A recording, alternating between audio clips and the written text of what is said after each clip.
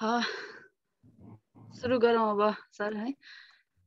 नमस्ते सम्पूर्णमा। धेरै पछाडि हामी फेरि बुक रिभ्यू प्रोग्राममा आएका छौँ। हाम्रो चाडबाडको बिदामा चाहिँ हामी अल्मलिन्छौँ होला भनेर हामीले एकैछिनलाई चाहिँ रोक्यौँ र आजदेखि कन्टिन्यू गर्नुपर्ने थियो। अनि आज चाहिँ अलिकति समस्या आएको थियो। हाम्रो रिभ्युअर र कमेन्टेटरमा रिभ्युअरमा हाम्रो पवित्र म्याम हुनुहुन्थ्यो अनि कमेन्टेटरमा हाम्रो विश्वनाथ घिमिरे सर हुनुहुन्थ्यो।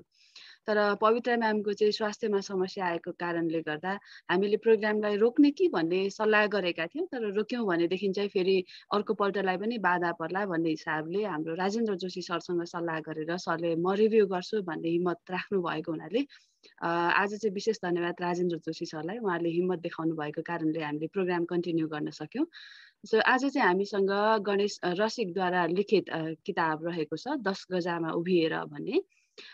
किताबलाई रिभ्यू गर्दै हुनुहुन्छ राजेन्द्र जोशी सरले र कमेन्ट गर्दै हुनुहुन्छ विश्वनाथ घिमिरे सरले। सदा जस्तै सुरुवातमा केही भनाइहरू थिए तर भनाइहरू आज छैनन्। मैले चाहिँ नि साहित्यिक भएको हुनाले आज अलिकति यसलाई चाहिँ नि एउटा कविताबाट सुरु गरौँ कि भन्ने लागेको छ। कविताको शीर्षक चाहिँ मेरो कविता नै रहेको छ। विधान आचार्यले लेख्नु भएको छ। मसित अरू थोक माग म दिन तयार छु। शरीर माग एक पुस्ता मात्र बाँच्ने यस हाड छालाले मैलाई दुःख दिएको छ। प्राण पसिना म जे पनि समर्पण गर्न तयार छु। तर सिर्जनाको घाँटी समात्न म सक्दिनँ। म मेरो कविताको बलि दिन सक्दिनँ भनेर लेख्नु भएको छ। विधान आचार्यले भन्नुभयो जस्तै सिर्जनाको घाँटी समात्न सकिँदैन। सो सिर्जनाको घाँटी कसैले पनि समात्न हुँदैन। आजको कार्यक्रमलाई सुरुवात गर्नु पूर्व फर्मली सुरुवात गर्नु पूर्व चाहिँ कार्यक्रमको अध्यक्षता गरिदिनु हुन हाम्रो academic director sir Viren Mehta सरलाई हार्दिक आग्रह गर्दछु। सरको अलिकति साउन्डमा समस्या छ। ठिकै छ, मैले कन्टिन्यू गरेँ। हामीसँग senior sir Gopalraj Pokhrel sir पनि उपस्थित हुनुभएको रहेछ। सर मैले नमस्कार गरेँ हजुरलाई। नमस्ते सर। त्यसै गरी अब चाहिँ नै फर्मली सुरुवात गर्नु पूर्व एकचोटि चाहिँ हाम्रो रिभ्युअरको परिचय दिनुभन्दा अगाडि चाहिँ हाम्रो प्रोग्रामलाई वेलकम स्पेस दिइदिनु हुनको लागि हरि आचार्य सरलाई म हार्दिक आग्रह गर्दछु। Thank you Regina ma'am. सधैँ चाहिँ हामीले यो चलाउँदै गएको प्रोग्राम बुक रिभ्यूको प्रोग्राम एकदम राम्रो प्रोग्राम छ। यसले चाहिँ वास्तवमा हामीले पढ्ने बानीलाई विकसित गर्दै नै गइरहेको छ। त्यसको लागि सम्पूर्ण यस प्रोग्रामका सञ्चालकदेखि लिएर यो प्रोग्राम डिजाइन गर्ने सम्पूर्ण सर म्यामहरूलाई म हृदयदेखि नै हार्दिक धन्यवाद दिन चाहन्छु। र अब यो आजको प्रोग्राममा जुन 10 गजामा उभिएर भन्ने किताब रिभ्यू गर्दै हुन्छ राजेन्द्र जोशी सरले। उहाँले अब अरू हाम्रो प्रस्तुताहरू हाम्रो रिभ्युअरहरूले जसरी नै हामीले किताब नपढे पनि किताब पढे जस्तै महसुस गराउनु हुनेछ भन्ने मलाई लागेको छ। र यस प्रोग्रामलाई स्टार्ट गर्नको लागि चाहिँ म जति पनि सबै सरहरू हुनुहुन्छ अतिथिगण लगायत सम्पूर्ण श्रोतागणहरूलाई म आजको प्रोग्राममा हार्दिक स्वागत गर्न चाहन्छु र हार्दिक स्वागत गर्दै यो कार्यक्रमलाई चाहिँ अघि बढाउनलाई अनुरोध गर्न चाहन्छु। धन्यवाद। धन्यवाद सर। अब भने चाहिँ हाम्रो सधैँको नियम जसरी नै रिभ्युअर सरको अलिकति परिचय रहेको छ। त्यस पछाडि हामी फर्मली बुक रिभ्यू प्रोग्राममा जानेछौँ। तर बुक रिभ्यू प्रोग्राममा जानुभन्दा अलिकति अगाडि राइटरको विषयमा पनि केही भनौँ जस्तो लागेको छ। भन्न त सरहरूले नै भन्नुहुन्छ। गणेश रसिक धेरैजनाले नाम सुन्नुभएको र धेरैजनाले नाम नसुन्नु भएको पनि जन्मिनु भएको भोजपुर छिनामको हाम्रो कमेन्टेटर सरसँग चाहिँ गाउँले हुनुहुन्छ। आज अलिकति रमाइलो पनि त्यो पक्ष छ। अनि उहाँको टेम्पोरेरी बसाइ भनौँ, हुन त उहाँले भोजपुर छोडिसक्नु भएको धेरै भइसक्यो। फिकल इलामा रहेको छ। काठमाडौँमा पनि बस्नुहुन्छ र रिसेन्टली चाहिँ उहाँको वाइफको डेथ भएको थियो। रिसेन्टली भनेको आज लगभग 15 दिन जति मात्र पुग्दैछ कोभिडको कारणले गर्दा। उहाँ चाहिँ नि श्री रत्न रेकर्डिङ इन्स्टिट्युट र सांस्कृतिक संस्थानको अध्यक्ष पनि रहनु भएको थियो। साझा प्रकाशनको समेत रहनु भएको थियो। थुप्रै गीत लेख्नु भएको छ, थुप्रै कविताहरू लेख्नु भएको छ, पुरस्कार पनि थुप्रै प्राप्त गर्नु भएको छ। हाम्रो बुक रिभ्युअर सर आज राजेन्द्र जोशी सरको चाहिँ यो दोस्रो रिभ्यू रहेको छ। सरको परिचय पहिले पनि भइसकेको छ, ठिकै छ, अब दिन पर्ने हुन्छ firmly. So mister Rajendra Joshi हाम्रो केमिस्ट्री लेक्चरर हुनुहुन्छ रिलायन्स इन्टरनेसनल एकाडेमीमा। पर्मानेन्टली उहाँ डोटीबाट हुनुहुन्छ, तिजाली 4 नम्बरबाट। टेम्पोरेरी काठमाडौँमा गट्टेकुलामा बस्दै आउनु भएको छ। शिक्षाको क्षेत्रमा उहाँले एमएससी फ्रम त्रिचन्द्र केमिस्ट्री सब्जेक्टमा रहेको छ। सो अबको फ्लोर, यो भर्चुअल फ्लोर चाहिँ बुक रिभ्यूको भर्चुअल फ्लोर म मिस्टर राजेन्द्र जोशी सरलाई अगाडि बढाइदिनु हुनको लागि हार्दिक आग्रह गर्दछु। Thank you, Regina ma'am. Good morning, respected academic director, board members, teachers, guests from different wings of Reliance Education Network, and students. First, I'd like to thank the Readers Club of Reliance Education Network for inviting me as a reviewer in this book review session. So this is my second review, book review. यो भन्दा पहिला चाहिँ मैले educated बुकमा चाहिँ review गरेको थिएँ। Incident नै भन्नुपर्छ, सायद मेरो दोस्रो बुक रिभ्यू पनि एउटा मेमोर जस्तो नै परेको छ। सो यो दुइटै संस्मरणहरूलाई चाहिँ कम्पेयर गरेर हेर्दा कता कता सिमिलर पनि देखिन्छ र सिमिलर कुन एस्पेक्टमा भन्दा चाहिँ यो दुवै बुक रिभ्यूहरू जीवन र सङ्घर्षका कथाहरू हुन्, तर पनि यो दुवै संस्मरणहरू एकअर्कामा निकै भिन्न देखिन्छन् पढ्दै गर्दा, र तिनीहरूले गराउने जो फिलिङ्सहरू छ होइन, त्यो चाहिँ एकदमै डिफ्रेन्ट चाहिँ भएको छ। सायद हाम्रो जीवन नै यस्तै छ कि हाम्रो जीवनका विभिन्न आयामहरूले चाहिँ केही आयामहरू चाहिँ किताबहरूमा उतार्न सकिँदैन, अथवा जीवनका विभिन्न आयामहरू एउटै किताबमा हामीले उतार्न नसक्ने हुनाले पो एउटै किताब चाहिँ पूर्ण नहुने हो। जति मेमोर्सहरू, जति जीवनहरू पढ्दा पनि डिफ्रेन्ट खालको फिलिङ पनि आउने हुनसक्छ। अब हामीले यो बुकको नै कुरा गर्दाखेरि सामान्य अर्थमा बुझ्दाखेरि 10 गजा भनेको त्यो क्षेत्र हो जहाँ चाहिँ एउटा देशको सीमा सकिन्छ तर अर्को देशको सिमाना सुरु भइसकेको चाहिँ हुँदैन।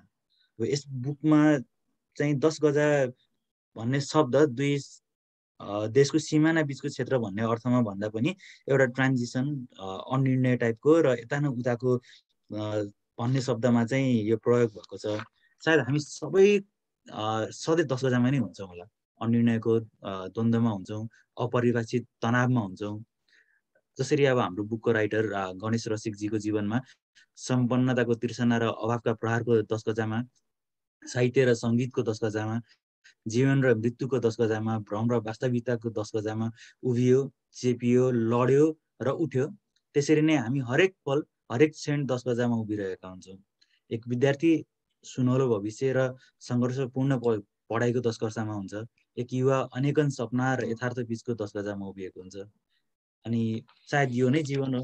जीवनका विभिन्न आयामहरूमध्ये यो किताबले केही आयामहरूलाई चाहिँ छुएको छ। अब बुकको राइटिङको एस्पेक्ट्सको चाहिँ कुराहरू गर्ने हो भनेपछि राइटर चाहिँ अलि लिबरल जस्तो पनि देखिनु भएको छ। यसमा उहाँले कति कुराहरू चाहिँ हाम्रो समाजका विभिन्न जो कोणहरू छन्, हुने जो समाजमा हुने इन्सिडेन्टहरू छन्, तिनीहरूलाई निकै मार्मिक ढङ्गले र कति ठाउँमा चाहिँ अलि समाजलाई चाहिँ त्यो सोचहरूलाई चाहिँ घोच्ने तरिकाले पनि प्रस्तुत चाहिँ गर्नु चाहिँ भएको छ। यो 10 गजामा भन्ने जो पुस्तक छ यो चाहिँ खासमा भन्नुपर्दा 18वटा विभिन्न लेख रचनाहरूको चाहिँ यो कम्पाइलेसन जस्तो चाहिँ देखिएको छ। यसमा चाहिँ राइटरको हाम्रो जीवनमा घटेका विभिन्न घटनाहरूलाई चाहिँ उहाँले चाहिँ यहाँ राख्नु भएको छ। उहाँको आफ्नो सङ्घर्षहरू यसमा राख्नु भएको छ, उहाँको आफ्नो भोगाइहरू चाहिँ यसमा राख्नु भएको छ। टोटल लगभग 6 डिकेडको उहाँको जो लाइफ स्पेन छ 2062 सम्मको चाहिँ कुराहरू चाहिँ उहाँले यो बुकमा राख्नु भएको छ। र यो बुकमा चाहिँ हामीले हेर्दै गर्दा उहाँले यो 4औं संस्करण जब लेटेस्ट एडिसन चाहिँ बाहिर रिलिज भयो त्यसमा चाहिँ आफ्नो छोरालाई चाहिँ उहाँले केही कुराहरू चाहिँ डेडिकेट गरेर चाहिँ राख्नु भएको छ। उहाँको छोराको नाम चाहिँ निमेष रहेको छ र त्यहाँ लेखिएको हरेक शब्दहरू पढ्दै गर्दा एउटा बुवाले आफ्नो छोराप्रति राख्ने जो भावहरू हुन्छ, जो फिलिङ्सहरू हुन्छ, त्यसलाई चाहिँ हामीले त्यो पढ्दै गर्दा शब्द दर शब्द त्यसलाई चाहिँ हामी फिल गर्न सक्छौँ। र उहाँले आफ्नो छोरालाई जसरी आफू मर्ने उमेरमा आफ्नो छोरालाई चाहिँ आफ्नो छोराको मृत्यु चाहिँ देख्नु पर्यो होइन, र त्यो पछाडि उहाँले चाहिँ कसरी चाहिँ आफ्नो समय चाहिँ व्यतीत गर्नुभएको छ होइन, उहाँले आफ्नो छोरालाई कसरी सम्झिनु भएको छ भन्ने कुराहरू चाहिँ त्यहाँ राख्नुभएको छ। निकै नै मार्मिक ढङ्गले चाहिँ प्रस्तुत गर्नुभएको छ। सायद त्यति मात्रै पढ्दा पनि यो बुक चाहिँ अझै पढौँ जस्तो फिल चाहिँ हुन्छ। तर त्योभन्दा बाहेक उहाँले आफ्नो जीवनमा भोगेका विभिन्न सङ्घर्षहरूलाई चाहिँ निकै नै राम्रोसँग प्रस्तुत गर्नुभएको छ। यो बुक पढ्दै गर्दा कता कता उपन्यास हो कि जस्तो पनि फिल हुन्छ। किन भन्दाखेरि चाहिँ यसका जो कथाहरू छन् एट टाइम्स कस्तो फिल हुन्छ भन्दा हामीलाई ओके यस्तो त हुनै सक्दैन, एउटा मान्छेले एउटा जीवनमा कति धेरै चिज भोग्न सक्छ भन्ने कुराहरूको एउटा टाइपको क्वेसन पनि आउन सक्छ। तर उहाँका जति पनि घटनाहरू छन् हामी मध्ये धेरैजना सरहरूले पनि यहाँ देख्नुभएको सुन्नुभएको घटना नै छ। हाम्रो सायद जिडी सर चाहिँ उहाँको छिमेकी नै हुनुहुन्छ भन्ने कुराहरू पनि आइसकेको छ होइन। अनि उहाँले चाहिँ आफ्नो लाइफमा कसरी चाहिँ कुराहरू चाहिँ एचिभ गर्नुभयो होइन, अनि मान्छेहरू चाहिँ हरेकचोटि तल झर्दै गर्दा कसरी माथि उठ्न सकिन्छ भन्ने खालको एउटा प्रेरणा चाहिँ हामीले उहाँको बाट चाहिँ उहाँको लेखबाट चाहिँ उहाँको जीवनीबाट भनौँ न, लेखबाट भन्दा पनि हामी चाहिँ यो कुराहरू चाहिँ बुझ्न सक्छौँ। अनि उहाँको जो सङ्गत रहेको छ आफ्नो समकालीनहरूसँग होइन, नेपालका निकै ठुला साहित्यकारहरूसँग चाहिँ उहाँको सङ्गत रहेको पनि देखिन्छ। पारिजातदेखि लिएर त्यतिखेरका हाम्रो डिजे रसाइलीदेखि लिएर नेपाल र भारतका होइन जति पनि प्रख्यात व्यक्तिहरू हुनुहुन्छ त्यो समयको सबैसँग उहाँको सङ्गत उठबस रहेको छ। अनि यसरी बाहिरबाट झट्ट हेर्दाखेरि चाहिँ त्यो खालको एउटा परिवेशमा बस्दै गर्दा के लाग्न सक्छ भन्दा चाहिँ उहाँ कति राम्रो कनेक्सन भएको मान्छे होइन, अनि उहाँको अझै राजपरिवारसँगको पनि कनेक्सन चाहिँ रहेको देखिन्छ। त्यसरी हेर्दाखेरि चाहिँ एकदमै पावरफुल फ्यामिलीसँग बिलोङ गर्ने जस्तो मान्छे देखिए तापनि उहाँको जो स्टोरी छ त्यो चाहिँ निकै नै डिफ्रेन्ट चाहिँ यसमा देखिन्छ होइन। मान्छेहरू बाहिरबाट हेर्दाखेरि जस्तो देखिन्छ त्यस्तो सायद भित्रपट्टि त्यो हुँदैन भन्ने खालको जो एउटा लेसन चाहिँ हामीले यहाँदेखि चाहिँ लिन सक्छौँ। किन उहाँले हरेक आफ्नो जीवनको हरेक क्षणहरूमा चाहिँ केही न केही दुःख केही न केही भारी बोकेर चाहिँ हिँडिराख्नु भएको छ, जो चाहिँ बाहिर हेर्ने मानिसहरूलाई चाहिँ सायद त्यो फिल नहुन सक्छ त्यही हिसाबले। त्यसै गरेर उहाँको यो जो यो पर्टिकुलर बुक छ यसलाई चाहिँ अलिकता डिफ्रेन्ट बनाउने केही एस्पेक्ट्सहरू चाहिँ छ होइन। जस्तो उहाँले जो बुकको राइटिङहरू छ राइटिङको कुरा गर्दाखेरि चाहिँ निकै सिम्पल तरिकाले चाहिँ यो बुकहरू चाहिँ लेखिएको छ। अनि यसमा चाहिँ उहाँको जो राइटिङ स्किल्सहरू छ होइन, अनि यति सिम्पल तरिकाले चाहिँ उहाँले लेख्नुभएको छ। सायद सबै 18वटै अध्यायमा चाहिँ हामी यसमा जान सक्दैनौँ होला। यो मध्येको एउटा मात्रै यसको कुरा गर्दाखेरि चाहिँ हामीले यो सिस्नु टेक्दै हिँडे भन्ने चाहिँ एउटा जो पार्ट छ त्यो पार्टलाई मात्रै हामीले लिएर हेऱ्यौँ भने पनि यसमा धेरै कुराहरू चाहिँ उहाँको राइटिङ स्किलदेखि लिएर उहाँले छुन खोजेको परिवेशहरूको चाहिँ कुराहरू चाहिँ हामीले बुझ्न सक्छौँ। उहाँले त्यो पर्टिकुलर पार्टमा चाहिँ गाउँघरको परिवेश कस्तो हुन्छ, घर झगडा कसरी हुन्छन् होइन, गाउँघरका मानिसहरूले कस्तो खालको सोचहरू राख्छन्, त्यहाँ कस्तो खालको माहौल हुन्छ भन्ने कुराहरू निकै इन्ट्रेस्टिङ तरिकाले चाहिँ प्रस्तुत गर्नुभएको छ। एउटा कुनै एउटा विवाहमा गएको इन्सिडेन्टलाई चाहिँ उहाँले त्यहाँ प्रेजेन्ट गर्नुभएको देखिन्छ। त्यसै गरेर घर झगडा हुँदा होइन त्यतिखेरको जो समय परिवेश छ त्यसलाई पनि हामी यहाँ बुझ्न सक्छौँ। त्यतिखेरको समय परिवेशमा सायद यो बहुविवाह चाहिँ त्यति असामान्य थिएन अहिलेको जस्तो, र उहाँले बहुविवाह हुँदै गर्दा उसको सन्तानहरूले चाहिँ होइन कस्तो खालको एउटा अप्ठ्यारोहरू भोग्नुपर्ने हुन्छ भन्ने खालको कुराहरूको पनि प्रस्तुतिहरू चाहिँ यहाँ राखिएको छ। अनि मानिसहरूको चाहिँ कस्तो खालको सोच हुन्छ भन्ने चाहिँ कुराहरू पनि यहाँ राख्नुभएको छ। म एउटा लाइन चाहिँ त्यहाँ लेखिएको जस्ताको तस्तै चाहिँ पढ्न चाहन्छु। उहाँले कुनै एउटा इन्सिडेन्टमा चाहिँ के लेख्नुभएको छ भन्दा हाम्रो यो जो कास्ट बेस सिस्टम छ त्यसलाई चाहिँ अलिकता खोज्ने तरिकाले अहिले म सम्झन्छु समाजले कुनै पनि परिवारलाई हेर्ने दृष्टिकोण बनाइसकेपछि उसका दर सन्तानलाई त्यही रूपमा मात्र स्वीकार्दो रहेछ। सो हाम्रो जो सोच छ त्यसलाई चाहिँ उहाँले चाहिँ एकदमै मार्मिक रूपमा चाहिँ यसमा चाहिँ प्रस्तुत गर्नुभएको छ। हामीहरूले अरूलाई हेर्ने जो नजरिया छ त्यो चाहिँ फ्यामिली भ्यालुजको चाहिँ कुराहरू छ होइन। त्यसमा चाहिँ हामीले पनि अहिले पनि भन्ने गर्छौँ होइन, यो कुराहरू कतै पनि जाँदै गर्दा। सो यस्तो खालको कुराहरू चाहिँ उहाँले प्रेजेन्ट चाहिँ गर्नुभएको छ। त्यसै गरेर उहाँ केही झगडाको इन्सिडेन्टहरू चाहिँ यसमा राख्नुभएको छ। अनि एकदमै सामान्य कुराहरूदेखि लिएर उहाँले चाहिँ निकै मार्मिक तरिकाले चाहिँ यहाँ भएको चाहिँ एकजना पात्र पनि भन्न नमिल्ला, किन भन्दा चाहिँ उहाँ रियलमै एक्जिस्ट गर्नुहुन्छ भन्ने कुरा छ होइन। उहाँको नाम रहेको छ जयप्रसाद। उहाँले चाहिँ कसरी चाहिँ राजनीतिमा लाग्नुभयो होइन, उहाँको जीवन चाहिँ कसरी बित्यो, अनि उहाँसँग चाहिँ कस्तो खालको कन्भर्सेसन हुन्छ भन्ने कुराहरू चाहिँ यहाँ राख्नुभएको छ। र कुनै एउटा ठाउँमा चाहिँ जयप्रसाद भन्ने मान्छेलाई गणेश रसिकजीले तपाईँले चाहिँ दारू खानु हुँदैन यसलाई छोड्नुहोस् भनेर भन्दाखेरि चाहिँ यसलाई निकै घोच्ने तरिकाले चाहिँ उहाँले प्रसादजीले चाहिँ यसको उत्तर दिनुभएको छ। यसलाई पनि म जस्ताको जस्तै यहाँ राख्न चाहन्छु।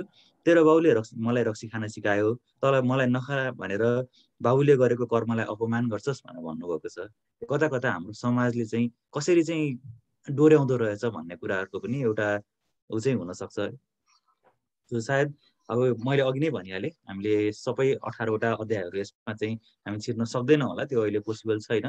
तर यो एउटा अध्यायले पनि उहाँले कति धेरै लाइफको कतिवटा एस्पेक्ट्सहरूलाई चाहिँ छुन सक्नुहुन्छ भन्ने कुराहरूको चाहिँ एउटा उदाहरण चाहिँ यो एउटा त्यसको रूपमा चाहिँ मैले यसलाई प्रस्तुत गरेको छु। त्यसै गरेर मैले जस्तो यसमा चाहिँ उहाँको जो हुन्छ नि टिनेजलाई कसरी बित्यो भन्ने पनि केही एस्पेक्ट्सहरू चाहिँ राखेको छ। यसमा चाहिँ एउटा डिफ्रेन्ट पर्सपेक्टिभ चाहिँ हेर्न सकिन्छ होला। सायद यो भनौँ न बाल मनोविज्ञानको दृष्टिले हेर्दाखेरि चाहिँ मान्छे चाहिँ त्यस्तो अप्ठ्यारोहरूमा पर्दै गर्दा पनि कसरी स्ट्रगल गरेर अगाडि बढ्न सक्छ होइन, अथवा चाहिँ उहाँको जो वे अफ थिङ्किङ छ, वे अफ लाइफ छ, त्यसलाई चाहिँ कसरी डिफ्रेन्ट एउटा एप्रोच चाहिँ लिन सक्छ, मान्छेहरू कसरी चाहिँ स्ट्रङ हुन्छ भन्ने कुराहरूलाई पनि सायद यो एउटा डिफ्रेन्ट सब्जेक्ट अफ स्टडी चाहिँ हुनसक्छ, जो चाहिँ हाम्रो परिवेशमा चाहिँ अलिकति पोसिबल चाहिँ देखिँदैन होइन। उहाँले आफ्नो जीवनमा हरेक परिस्थितिसँग सम्झौता गर्नुभएको छ। भोक, तिर्खा, रोग, अभाव, वाञ्छना सबै कुराहरू चाहिँ उहाँले चाहिँ आफ्नो जीवनमा चाहिँ फेस गर्नुभएको छ। त्यो सबै कुराहरूलाई चाहिँ स्वीकार गर्नुभएको छ। यति हुँदाहुँदै पनि उहाँले चाहिँ यो किताब पढ्दै गर्दा के फिल हुन्छ भन्दा कहीँ पनि कतैलाई पनि अलिकति नराम्रो भावले राखेको विचारहरू राखेको चाहिँ देखिँदैन। कतै पनि यो कुरा फिल हुँदैन कि उहाँले कसैप्रति रिस राख्नुभएको छ, राग राख्नुभएको छ होइन, यस्तो कुराहरू चाहिँ फिल हुँदैन। सायद मानिसले हाम्रो जीवनमा एउटा मानिसले आफ्नो जीवनमा सिक्नुपर्ने कुराहरू यो पनि हो कि कसैसँग पनि हरेक क्षण चाहिँ आफ्नो आफैमा एउटा सिकाइ हुन्छ। त्यो सिकाइलाई चाहिँ कसरी अगाडि बढाउने होइन, यो कुराहरू चाहिँ हामीले सिक्नुपर्ने हुन्छ जस्तो लाग्छ। कसैप्रति रिस राग राखेर चाहिँ केही पनि हुँदैन भन्ने कुराहरूको पनि एउटा लेसन जस्तो चाहिँ हुनसक्छ। अनि उहाँले आफ्नो जीवनमा के एचिभ गर्नुभयो भन्दाखेरि अघि रेजिना म्यामले पनि भनिसक्नुभयो, उहाँको केही कनेक्सन्सहरू पनि थियो, उहाँको केही एचिभमेन्टहरू पनि थियो। बाहिरबाट हेर्दै गर्दा एउटा सम्भ्रान्त परिवारको मान्छे कति नै ठुलो पोस्टमा पुग्यो भन्ने पनि देखिन सक्छ। तर के हो भन्दाखेरि चाहिँ उहाँले जो स्ट्रगलहरू गर्नुभयो त्यो अनुसारले चाहिँ उहाँले पाउनुभएको पद पनि निकै महत्त्वपूर्ण छ। उहाँले चाहिँ रत्न रेकर्डिङ संस्थानको अध्यक्ष, सांस्कृतिक संस्थानको अध्यक्ष र साझा प्रकाशनको पनि अध्यक्षको अथवा कार्यकारी भूमिकामा चाहिँ रहेर चाहिँ काम गरिसक्नु भएको चाहिँ उहाँको चाहिँ विगत रहेको छ। त्यही हिसाबले पनि उहाँसँग आफ्नो जो कन्टेम्पोरेरीहरूसँग उहाँको कनेक्सन छ, सायद यसले पनि यसलाई अलिकति एक्सप्लेन गर्छ होला। किन भन्दाखेरि त्यो समयमा साझा प्रकाशन बाहेक हामीसँग अरू एकदमै ठुलो प्रकाशकहरू चाहिँ थिएनन्। त्यसले गर्दा उहाँको कनेक्सन राम्रो भएको चाहिँ देख्न सकिन्छ। अनि योभन्दा बाहेक उहाँले आफ्नो जीवनमा चाहिँ विभिन्न आन्दोलनहरूमा चाहिँ उहाँ चाहिँ कस्तो खालको राजावादी भनेर उहाँलाई चित्रण गरिए तापनि उहाँले चाहिँ विभिन्न आन्दोलनहरूमा चाहिँ भाग लिनुभएको छ। राजनीतिमा चाहिँ उहाँ एक्टिभ हुनुहुन्छ होइन। उहाँले चाहिँ यो राल्फा आन्दोलन भन्ने र लेकाली सङ्गीत भन्ने कुनै एउटा ब्यान्डमा चाहिँ उहाँ चाहिँ आबद्ध हुनुहुन्थ्यो, जसले चाहिँ त्यतिखेरको यो राजा विरोधी केही उनीहरू चाहिँ प्रस्तुतिहरू चाहिँ दिने चाहिँ गरेको थियो। यसले गर्दा सायद उहाँले जो राजावादी भनेर चाहिँ गरिने चित्रणहरू छ त्यसमा चाहिँ केही क्वेसन मार्क चाहिँ ल्याउन सकिने ठाउँ छ। यो राल्फा आन्दोलन, यो लेकाली सङ्गीतको बारेमा सायद विश्वनाथ सरले, जिडी सरले, रेजिना म्यामले नै बढी भन्न सक्नुहुन्छ होला है। मैले भन्दा चाहिँ मलाई यसको धेरै आइडिया चाहिँ भएन होइन। तर जस्ट मैले थाहा पाएको जति कुराहरू चाहिँ यो छ। सो उहाँले चाहिँ फेरि मैले भनि नै सकेँ, उहाँले आफूले लेख्ने जति पनि कृतिहरू छ, रचनाहरू छ, उहाँ त्यसमा कतै कसैलाई होच्याएको होइन अथवा त्यस्तो देखिँदैन। अनि उहाँले यो किताबमा एकदमै राम्रो प्रस्तुति के छ भन्दाखेरि हरेक मानिसहरूलाई चाहिँ यहाँ जति पनि उहाँले पात्रहरू चाहिँ उठाउनु भएको छ, यति धेरै पात्रहरू छ। मैले त यो फर्स्ट टाइम पढिराखेको, याद गर्न पनि निकै गाह्रो भइरहेछ मलाई चाहिँ। अनि त्यही पनि कतै हरेक पात्रलाई चाहिँ कुनै न कुनै नाताले चाहिँ सम्बोधन गर्नुभएको छ। यो पनि एकदमै इन्ट्रेस्टिङ छ। मान्छेलाई चाहिँ होइन कसैलाई पनि नाममा मात्र लिएर सामान्य हिसाबले नबोलाएर एकदमै सम्मान दिएर चाहिँ बोलाउन सकिन्छ जस्तो चाहिँ एउटा लेसन चाहिँ हामी यसमा चाहिँ लिन सक्छौँ। सो ओभरअलमा हेर्दाखेरि यो बुक पढ्दाखेरि I think it is worth reading है। किन भन्दाखेरि चाहिँ यो जीवन चाहिँ कस्तो हुन्छ भन्ने कुराहरूको होइन, अनि स्ट्रगल कस्तो हुन्छ भन्ने कुराहरूको। किन हरेक क्षणमा चाहिँ आफ्नो कुनै रिलेटिभहरूलाई उहाँले आफ्नो छोरालाई बिताउनु गर्नुभयो, आफ्नो दुईजना भाइहरू चाहिँ उहाँको बितेको छ। उहाँको अकालमै सायद सानै छँदा चाहिँ उहाँको मम्मी चाहिँ उहाँ बितेर जानुभएको छ।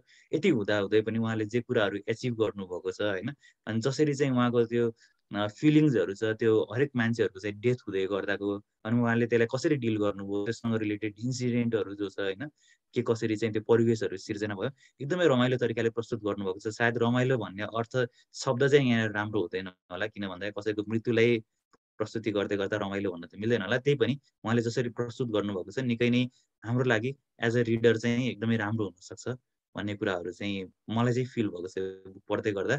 अनि म्यामले अघि भनिसक्नु, मैले एकदम सर्ट नोटिसमा भएको हुनाले धेरै योभन्दा धेरै चाहिँ बोल्न सकिनँ, त्यसको लागि क्षमा पनि चाहन्छु। बिचमा केही पार्टहरू चाहिँ मिस्टेक भएको भयो अथवा केही कुराहरू छुटाएको भयो, विश्वनाथले कभर गरिदिनु हुन र सबैलाई यो मिस्टेक्सहरूको लागि चाहिँ क्षमा माग्दै म यहीँदेखि बिदा हुन्छु। धन्यवाद। धन्यवाद सर। हजुरले त्यति धेरै माफी पनि मागिराख्न पर्दैन, किनभने हजुरले दिनुभएको जुन यो साथ छ त्यसले हामी अगाडि बढ्न सकेका छौँ। धन्यवादको श्रेय तपाईँलाई जान्छ, आजको प्रोग्रामको श्रेय पनि तपाईँलाई जान्छ। सरले भन्दै गर्नुहुँदा मलाई अलिकति एउटा कुरा याद आयो, सम्मानको कुरा भन्नुहुँदाखेरि। म त्यतिखेर चाहिँ हाम्रो गणेश रसिक सरको रेडियोमा काम गर्थेँ। अनि हामीले चाहिँ सरलाई देख्यौँ भने अब त्यो हुन्छ नि, टाढेबाट अपरजट देखियो भने त त्यो भइपरि आउँदा ठिकै छ, होइन भने हत्तपत्त हामी सरतिर फर्किँदैनथ्यौँ। किन भन्दा सरले हामीलाई नमस्कार गर्नुहुन्थ्यो। सुरुमा भेट्दाखेरि नै सरले हामीलाई नमस्कार गर्नुहुन्थ्यो। अनि हामीलाई चाहिँ अड लाग्थ्यो, सर ठुलो मान्छे अनि हामीलाई उल्टै नमस्कार गर्नुहुन्छ भनेर अड लाग्थ्यो। अनि हामीले एकचोटि चाहिँ सरलाई कम्प्लेन पनि गऱ्यौँ। अनि कम्प्लेन गर्दा चाहिँ सरले के भन्नुभयो भनेदेखि, नमस्कार गर्दा हामी अलिकति झुक्छौँ, अलिकति झुक्दाखेरि जसले नमस्कार फर्काउनुहुन्छ उहाँ पनि झुक्नुहुन्छ, त्यो भनेको चाहिँ बराबरीको लेभलमा आएको हो हामी भनेर। सो जसले नमस्कार अगाडि गर्दा पनि केही फरक पर्दैन भनेर उहाँले चाहिँ यसरी भन्नुभएको थियो। त्यो कुरा याद आयो। अब चाहिँ हामी कमेन्टतर्फ जानुपर्ने बेला भइसकेको छ। हुन त धेरैजनालाई कमेन्टभन्दा अगाडि जानुभन्दा पूर्व सायद कतिजनालाई नौलो लाग्न सक्छ होला यो नाम, त्यसैले पनि म भनिहालौँ। नेपाली गीतहरू जति हामीले सुनिआएको तर कसले लेखेको भन्ने थाहा हुँदैन। जस्तो मागे मिठो खाँदैन, चोरी राम्रो लाउँदैन, आफ्नै समथिङ के भन्ने, यो नेपाली ठिटो भन्ने एउटा गीत छ। जस्तो त्योदेखि बाहेक तिमीले बिर्सेनी लाखै छ, तिमीले सम्झिनी लाखै छ, ती गीतहरू चाहिँ गणेश रसिक सरले लेख्नु भएको। हुन त लेखकहरू अलिकति त्यो जमानामा गीतकारहरू छायामा नै पर्थे, त्यसैले पनि सायदै हामीलाई थाहा नभएको हुनसक्छ। राल्पाले गीत सङ्गीत भनेको चाहिँ त्यो बेला क्रान्तिकारी एउटा सङ्गठन रहेको थियो। उहाँहरूले चाहिँ गीत सङ्गीतको मार्फतबाट क्रान्ति गरौँ भन्ने हिसाबले उहाँहरूले चाहिँ रामेश श्रेष्ठहरूसँग मिलेर एउटा ब्यान्ड चाहिँ फर्म गर्नुभएको थियो। हिरण्य भोजपुरीहरू जस्ता लेखकहरूसँग मिलेर, मन्जुल जस्ता लेखकहरूसँग मिलेर। अब कमेन्टतर्फ जाने बेला भइसकेको छ। हाम्रो कमेन्टेटर सर हुनुहुन्छ विश्वनाथ घिमिरे सर। उहाँ पर्मानेन्टली भोजपुरबाट हुनुहुन्छ, टेम्पोररी काठमाडौँबाट हुनुहुन्छ। शिक्षाको क्षेत्रमा उहाँले नेपाली विषयमा मास्टर्स फ्रम टियु र उहाँले ताजल क्याम्पसमा पनि पढ्नु भएको छ। जानकारी दिनुभएको थियो, मैले माफ गर्नुहोला सर, त्यो पेपर चाहिँ कतै मिस भएछ। र उहाँ चाहिँ अहिले रिसेन्टली रिलायन्स इन्टरनेसनल एकाडेमीमा एसआरओको रूपमा कार्यरत हुनुहुन्छ। अबको भर्चुअल फ्लोर कमेन्टको लागि विश्वनाथ घिमिरे सरलाई। Thank you ma'am. आदरणीय वरिष्ठ व्यक्तित्वहरू, मैले धेरै समय लिनु खोजिनँ। कार्यक्रम सञ्चालिका रेटिना म्याम, गोविन्द सर, अनि विशेष धन्यवादको पात्र हाम्रो राजेन्द्र सर। आज हाम्रो इज्जत बचेको छ। हिजो हामी कुराकानी गर्दाखेरि म घर फर्किँदै गर्दा समस्या हुन्छ कि भने जस्तो कुरा आइसकेको थियो, तर हामीले यसलाई निरन्तरता दिन सक्यौँ। सरलाई मुरी धन्यवाद। राजेन्द्र सरले विषयवस्तुलाई उठान गर्नुभएको छ। गणेश रसिक वास्तवमा मेरो ठ्याक्कै छिमेकी होइन, जिल्लावासी हुनुहुन्छ उहाँ। तर उहाँले अभिव्यक्त गरेका कुराहरू, उहाँले त्यहाँ आफ्ना ती लेख रचनाका सङ्गालोहरूमा व्यक्त गरेका विचारहरू र त्यहाँका चाहिँ वर्णन गरेका ठाउँहरू, स्थलहरू यसो सम्झिँदाखेरि जो कोही पहाडमा जन्मेको मान्छेलाई ठ्याक्कै म त्यहीँ छु भने जस्तो गरी प्रस्तुत गर्नु भएको छ। र म त्यहीँ भएको कारणले ती ठाउँहरू उहाँले व्यक्त गरेका, उहाँले उल्लेख गरेका ठाउँहरू, कतिपय ठाउँहरूमा म आफै पुगेको छु। ती उकाली ओह्रालोमा आफै हिँडेको छु, त्यो खोलामा आफै तरेको छु। त्यो भएको कारणले अझ म चाहिँ असाध्यै आत्मीय, असाध्यै नजिक र यस कुरालाई चाहिँ आत्मसात गर्ने अवस्थामा म चाहिँ भएँ। अब विषयवस्तुलाई सरले अलिकति उठान गर्नुभएको छ, छुटेका केही कुराहरू भयो भने मैले समेट्ने प्रयास गर्छु। र म त्यसरी भन्दा पनि एउटा चाहिँ अब यसलाई चाहिँ किसिमको समालोचना भन्न मनपर्छ। अब यो पुस्तकको समालोचना नै हो हामीले गर्न खोजेको। सम प्लस आलोचना हो, राम्रा नराम्रा पक्षहरूलाई केलाउने हो। यहाँ उल्लेख भएका कुराहरूलाई हामीले चाहिँ पुर्याउनु पर्ने कुराहरू अथवा यहाँ उल्लेख गरिएका राम्रा पक्षहरू नराम्रा पक्षहरूलाई समालोचना गर्ने नै हो, समीक्षा गर्ने हो। र यसलाई गर्दाखेरि मैले चाहिँ केही विषयवस्तु अथवा केही टपिक्समा रहेर गऱ्यो भने सजिलो हुन्छ भन्ने मान्यता राखेर यो मैले 4-5वटा टपिक्समा रहेर यो कृतिको समालोचना गर्ने कोसिस गरेको छु, समीक्षा गर्ने कोसिस गरेको छु।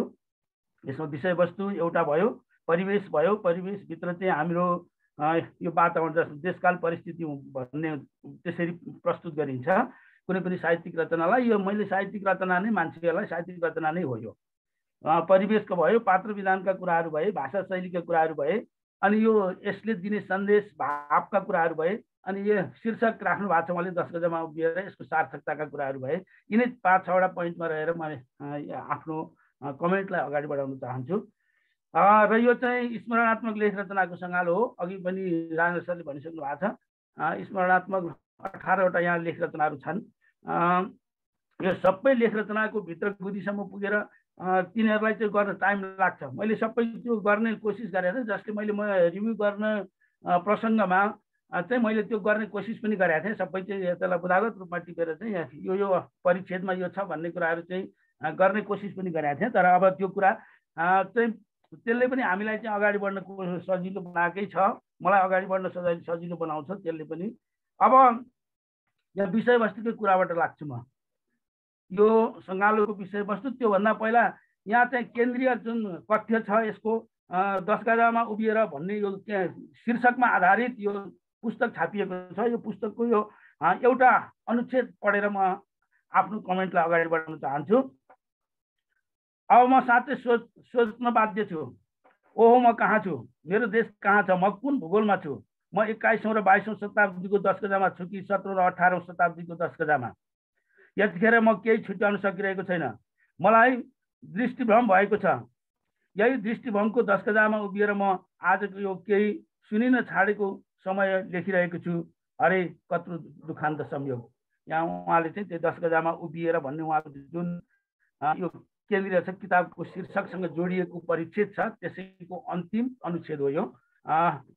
उहाँले चाहिँ यसरी चाहिँ आफ्नो यो किताबको शीर्षकलाई चाहिँ उहाँले यहाँ यसमा राख्नु भएको छ। यो एउटा 10 गजामा उभिएर भन्ने उहाँले परिच्छेद दिनुभएको छ। अनि त्यो चाहिँ त्यसबाट चाहिँ यहाँ साभार गरिएको त्यो हरफ थियो। अब मैले यहाँ अलिकति अब यो चाहिँ म बुदागत रूपमा अगाडि बढ्ने कोसिस गरेँ। विषयवस्तुको कुरा छ। यो किताबमा यो पुस्तकको विषयवस्तुमा विविधता छ। एकदम धेरै विषयवस्तुहरू छन् कि एक दुईपल्ट पढेर यो सबै विषयवस्तुहरू दिमागमा आउँदैन, सम्झिन सकिँदैन। जति पढे पनि सकिँदैन यो। जस्तो राजेन्द्र सरले भर्खर पढ्नुभयो, धेरै कुराहरू सम्झिनु भयो र पनि यो सकिने अवस्था छैन। एक एक गरेर त्यसमै जानै पर्छ र मात्रै सम्झनामा रहन्छ त्यो कुरा। त्यसैले यो विषयवस्तुको विविधता छ यसमा। आफू जन्मिएको ठाउँ, आफ्नो बाल्यकाल, आफू खेली हुर्की गरेका ठाउँहरू, आफ्ना आफन्तहरू, इष्टमित्रहरू, यी विषयहरूमा व्यापक रूपमा छ यो। आफ्नो मान्छेहरू, आफू जन्मी हुर्की गरेको ठाउँ, खेलेका ठाउँ, यी कुराहरूमा छ। अनि त्यसै गरी त्यहाँका खोला नाला, भिर पाखा आदि इत्यादिको कुरा विषयमा पनि उहाँ त्यत्तिकै केन्द्रित हुनुहुन्छ। ती कुराहरू पनि विषयवस्तुको रूपमा यहाँ आइरहेका छन्। अनि जीवनमा आइपरेका दुःख, खास गरी दुःखका घटनाहरू, सुखका कुराहरू कम छन्, सुख क्षणिक पनि हुन्छ। त्यो चाहिँ धेरै बेर रहँदैन भन्ने मान्यता नै होला लेखकको। दुःखका क्षणहरू धेरै छन्। उहाँका जीवनमा आइपरेका धेरै दुःखका विषयवस्तुहरूलाई यहाँ प्रस्तुत गर्नुभएको छ उहाँले। अनि भाइहरूको मृत्युका कुराहरू छन्, आमाको मृत्युका कुराहरू छन्, 2टा भाइहरू लगातार मरेको कुराहरू छ, त्यसलाई पनि सहनुपर्ने बाध्यात्मक अवस्थाको कुरा छ। आमाको मृत्यु भएको कुरा छ। 43 वर्षको उमेरमा उहाँको बुवा मर्नु भएको छ, फेरि हट्टाकट्टा जवान। यी सबै कुराहरूलाई सहेर पनि अगाडि बढ्नुको कुनै विकल्प छैन भन्ने कुरा चाहिँ उहाँले प्रस्तुत गर्नुभएको छ। यसमा विषयवस्तुको रूपमा यसरी अगाडि आएको छ। त्यसैले यी सबै घटनाबाट आफू मर्माहत भएको अवस्था र पनि आफूले आफ्नो कर्तव्यमा निर्वाह गर्न अगाडि बढिरहेको, आफ्नो जीवन बाँच्न अगाडि बढिरहेको कुरा चाहिँ उहाँले उल्लेख गर्नुभएको छ। यी विषयवस्तुको रूपमा आएका छन्। अनि जीवनमा गरेका सङ्घर्षहरू, जीवन धान्न गरिएका प्रयासहरू, जागिर र साहित्य तथा गायनलाई सही अगाडि बढाउन आइपरेका समस्याहरू, ती पनि यस लेख रचनाका विषयवस्तुभित्र पर्छन्। उहाँले ती कुरालाई पनि बेजोड रूपमा अगाडि बढाउनु भएको छ। खास गरी साहित्य सङ्गीतमा र जागिरमा लाग्दै गर्दा आइपरेका समस्याहरू, हाकिमका कुराहरू, हाकिमले चाहिँ समस्या पारेका कुराहरू, सर्व बारम्बार भइरहेका कुराहरू, यी सबै कुराहरू चाहिँ उहाँले विषयवस्तुको रूपमा यसमा उठान गर्नुभएको छ। त्यसै गरी पाठकको मनलाई अलिकति आकर्षित गर्ने उद्देश्यले उहाँले चाहिँ अलिकति संवेदनशील घटनाहरूलाई विशेष जोडका साथ प्रस्तुत गर्नुभएको छ। त्यो कुरा चाहिँ त्यसले चाहिँ पक्कै पनि हो। एउटा साहित्यमा विरेचन भन्ने एउटा शब्द छ। विरेचन भनेको कस्तो हो भने त्यो साहित्य पढिसकेपछि मान्छेको मनमा एक किसिमको भावना पैदा हुनुपर्ने र त्यो भावनाले मान्छेलाई द्रव्यभूत बनाउनु पर्ने जुन अवस्था हो त्यसलाई विरेचन भनेको आनन्द लिने अवस्था हो। मान्छे चाहिँ कहिलेकाहीँ हामी के भन्छौँ भने रोएर पनि आनन्द लिइरहेको हुन्छौँ, दुःखमा पनि आनन्द लिइरहेको हुन्छ। साहित्य पढ्दै गर्दाखेरि असाध्यै पीडादायी घटना भयो भने त्यो पढ्दै जाँदा अब के हुन्छ अब के हुन्छ अब के हुन्छ त्यसबाट पनि हामी एक खालको आनन्द लिइरहेको हुन्छौँ। र भने त्यसै गरी खुसीका घटनाहरूले जति बढी आनन्द दिन्छ तर दुःखको घटनाहरूले बढी आनन्द दिन्छ, त्यो चाहिँ लामो समयसम्म रहन्छ। हाम्रो मनलाई लामो समयसम्म त्यसले विरेचन गर्छ। विरेचन भनेको चाहिँ त्यसले आनन्दित बनाउने काम गर्छ। त्यसैले त्यो कुरालाई पनि ख्यालमा राखेर उहाँले दुःखका घटनाहरूलाई चाहिँ व्यापक रूपमा आफ्ना मात्रै नभएर अरूका पनि साथीभाइहरूका दुःखका घटनाहरूलाई चाहिँ व्यापक रूपमा उहाँले प्रस्तुत गर्नुभएको छ। यो विषयवस्तुको रूपमा चाहिँ यसमा आएको छ। त्यस्तै अब यहाँ दार्जिलिङमा बस्ने नेपालीहरूको प्रसङ्ग पनि छ अलिकति। दार्जिलिङमा बस्ने नेपालीहरूले नेपालप्रति असाध्यै चिन्ता राखेको, चासो राखेको, नेपाल राम्रो होस्, समृद्ध होस्, अगाडि बढोस्, हरेक क्षेत्रमा भन्ने कुरा चाहिँ चासो राखेको भन्ने कुरा चाहिँ उहाँले प्रस्तुत गर्नुभएको छ। किनभने उहाँको सङ्गत त्यहाँका चाहिँ वरिष्ठ व्यक्तित्वहरूसँग पनि उहाँको बारम्बार सङ्गत भइरहेको अवस्था, अरुणा लामादेखि लिएर गोपाल योन्जनदेखि लिएर धेरै मान्छेहरूसँग उहाँको प्रत्यक्ष सम्पर्क थियो। किनभने उहाँ त्यो साहित्य सङ्गीतकै क्षेत्र, उहाँको वास्तवमा जागिर यताउति के भयो कसो भयो उहाँको कुरा त्यो चाहिँ समयले उहाँलाई त्यो गर्न बाध्य बनाएको हो। उहाँको चाहिँ वास्तविक क्षेत्र भनेको चाहिँ साहित्य सङ्गीत नै हो। उहाँले रोजेको, उहाँको आत्मादेखि भित्रदेखि स्वीकारेको क्षेत्र भनेको चाहिँ साहित्य सङ्गीतै हो। त्यही साहित्य सङ्गीतलाई नै सँगसँगै अगाडि बढाउने क्रममा चाहिँ उहाँले धेरै दुःख पाउनु भएको हो। मैले बुझेसम्म र मैले उहाँलाई प्रत्यक्ष रूपमा जानेसम्म त्यो बेलाको अवस्थामा जटिलै अवस्था थियो। तर उहाँको एउटा के चाहिँ कुरो हो भने उहाँले कुनै पनि ठाउँमा कुनै पनि उसमा चाहिँ स्ट्यान्ड लिएर बस्न नसकेको अवस्था पनि एउटा छ। त्यो चाहिँ नढाँटिकन भन्नुपर्छ। मैले उहाँलाई चिन्दाखेरि जस्तो उहाँ राजावादीका कुरा गरियो, कहिले प्रगतिशील कुरा गरियो, प्रगतिशील लेखकका कुराहरू गरियो, प्रगतिशील सङ्गीतकारका कुरा गरियो, राल्फाका कुरा याद थियो, मन्जुलदेखि लिएर रामेशदेखि लिएर रायन, यिनीहरू सबै एउटै ग्रुपका मान्छे हुन्। पछाडि चाहिँ के भइसकेपछि उहाँहरू फेरि छुट्टिनु भयो, को कता भयो स्ट्यान्ड लिने त्यो चाहिँ अब समयले पनि त्यो बनाएको हुनसक्छ। उहाँले चाहिँ त्यो खालको एउटा स्ट्यान्ड लिएर अगाडि बढ्न सक्ने अवस्था चाहिँ नभएको पनि हुनसक्छ त्यो बेलामा। अनि अब यस्तै यिनै कुराहरू चाहिँ विषयवस्तुको रूपमा चाहिँ आएका छन्। जीवनका दुःख सुखद पक्षहरूको पनि प्रचर्चा यसमा छ। अनि दुःखद पक्षहरू नै बढी छन् भन्ने कुराहरू मैले अघि भनिसकेँ। मान्छेको जीवनमा सुखभन्दा दुःख नै बढी हुने र दुःख र सुखको पर्याय नै जीवन भएको भन्ने चाहिँ कुरालाई नै ध्यानमा राखेर उहाँले चाहिँ यो कुरालाई चाहिँ विषयवस्तुहरू चाहिँ रूपमा अगाडि बढाउनु भएको छ। यसका विषयवस्तुहरू खासमा यिनै खालका विषयवस्तुमा आधारित छ यो स्मरणात्मक लेख रचनाको सङ्गालो। अब त्यस पछाडि यहाँ परिवेशको कुरा गर्छु म। परिवेश भनेको देशकाल परिस्थिति तिनवटा कुराहरू पर्छन् परिवेशभित्र। देश भनेको समय भयो, के अरे स्थान भयो, काल भनेको समय भयो, परिस्थिति भनेको त्यहाँ चाहिँ वातावरण, अन्य किसिमका वातावरण, सामाजिक सांस्कृतिक राजनीतिक सबै खालका वातावरणहरू भए। यो चाहिँ अब स्थानगत परिवेशको कुरा गर्दाखेरि चाहिँ यो त धेरै स्थानहरू त्यहाँ उल्लेख छन्। भोजपुरकोदेखि लिएर जस्तो भोजपुरको दिल्पा भयो, छिनामुखु भयो, देउराली भयो, भोजपुर सदरमुकामका बजारका कुराहरू भए, विद्योदय माविका कुराहरू छन् त्यहाँ, उहाँ केही समय त्यहाँ पढ्नु भएको छ। धरानका कुराहरू भए, ओखलढुङ्गा भए, इलाम भयो, काठमाडौँ भयो, ललितपुर भयो, अनि भक्तपुर, यी सबै ठाउँहरू चाहिँ स्थानगत परिवेशको रूपमा आएका छन्। कुनै न कुनै रूपमा कुनै त्यो आफ्नो लेख रचनाहरूमा यिनै ठाउँहरूको चर्चा छ, यिनै ठाउँहरूको चर्चा छ।